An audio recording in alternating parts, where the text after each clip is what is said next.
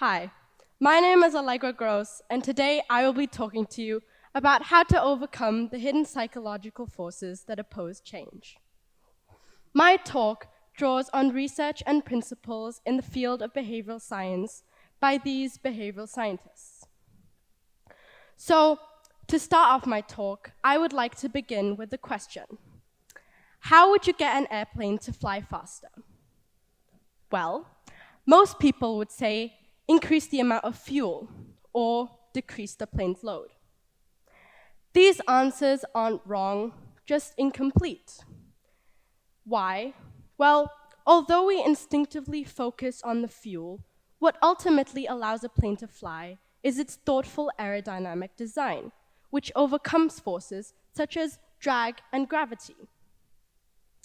So now you may be asking yourself, what does this have to do with resisting change? Well, often when we're trying to convince someone to embrace an idea, innovation, or change, we reflexively believe that by adding perceived value, like by heightening the appeal, it will propel people into saying yes to the idea. This is called having a fuel-based mindset, as it completely misses the other half of the equation, the hidden psychological forces opposing change and innovation, namely frictions. Even the best innovations can fail drastically if we fail to identify the source of frictions in order to address it and see the world from the perspective of our audience. So, what are some of these frictions? Well, there's inertia, resistance, reactance, and biases. Say you wanted to convince someone to ditch their conventional car and switch to an electric car. Here are some of the pros and cons that a car buyer might consider.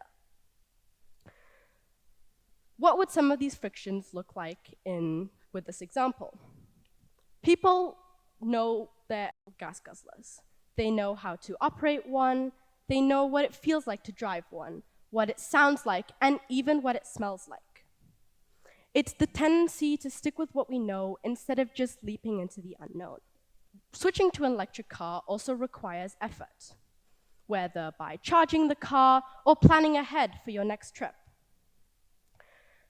When people feel like their freedom of choice is being restricted, it is the human impulse to want to push back, find loopholes.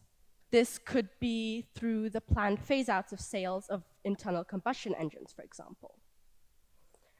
As people, we also tend to overestimate how logical and rational we are and tend to underestimate the long list of cognitive biases we are prone to. We are a bundle of contradictions. If you were instinctively opposed to the idea of an electric car, it's highly likely that you would focus and seek out information to confirm what you already believe, a confirmation bias.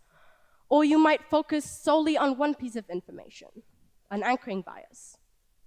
We also tend to remember our previous negative experiences a lot more than the positive ones. Maybe you or someone you know has had the encounter of running out of fuel in an inopportune moment. So all these little frictions and biases might not seem like they're doing much, but they actually really impact our willingness to accept change. So, how do we overcome these frictions? Well, when we have the luxury of time, the best way to counter frictions is to let people make incremental changes instead of drastic ones. Just a few months ago, the most pressing issue was COVID, getting people to wear masks, social distance, and take the vaccines. Now, we are faced with a war in Ukraine, and the heat waves, famines, and floods across the world just underline the urgency of the climate catastrophe. So often, incremental changes just aren't possible. Choice architecture is a concept that is quite important. It focuses on making life as easy as possible. It's the design of various ways in which people can be presented with choices. What's so great about choice architecture is that it's easy to implement and very cost-effective. So it presents an opportunity for governments to use, instead of having to use invasive or expensive choice regulations, such as incentives or bans. Nudges are a category of these behavioral interventions. They focus on making the desirable easier to choose without restricting you in your freedom of choice. Nudges are very subtle and can be found everywhere. The term nudge was first coined by Richard Taylor and Cass Sunstein in their novel Nudge.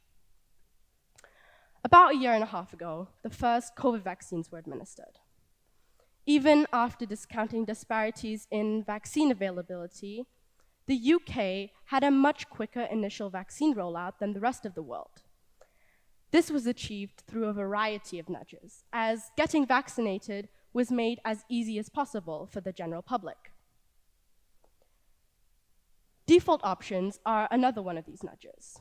They remove the little frictions which result in not choosing.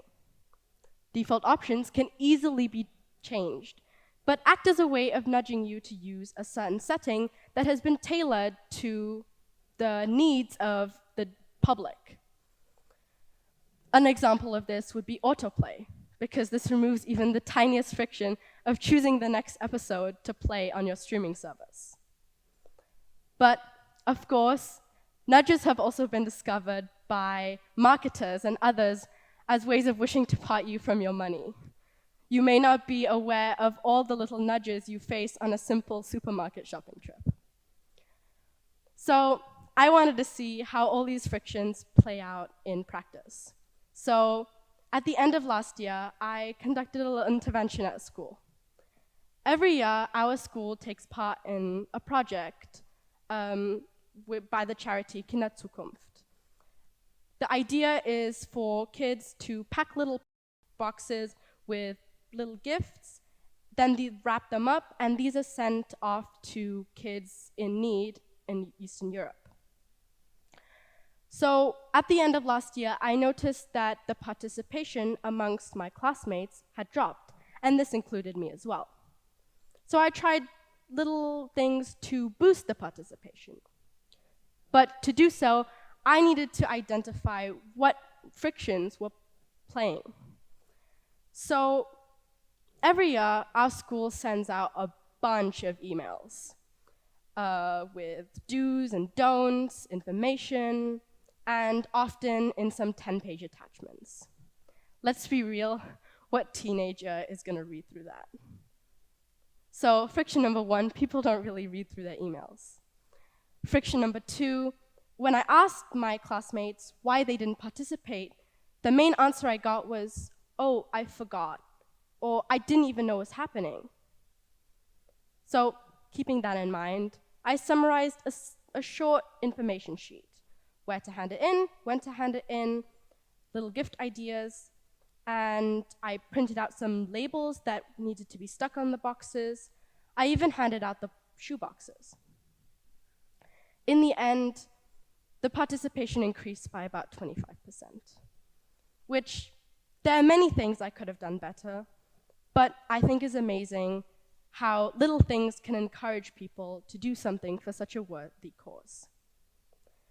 So I hope I have left you with some foodful thoughts, and maybe the next time you are faced with great change in your life, you will stop and consider, what are the tiny frictions holding me back? Thank you for listening.